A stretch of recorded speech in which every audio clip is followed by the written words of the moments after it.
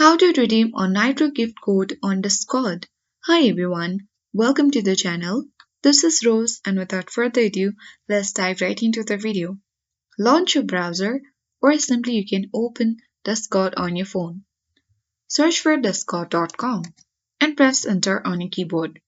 Sign into your account, so let's click open Discord at top right.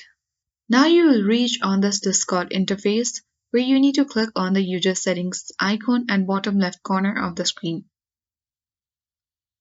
You will land on this user settings page where you need to scroll down.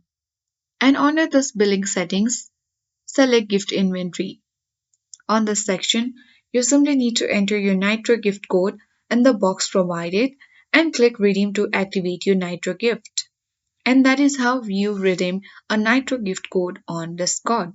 I hope this guide was helpful. If it was, then do like, share, comment, and don't forget to subscribe. Thank you for watching and see you in the next video.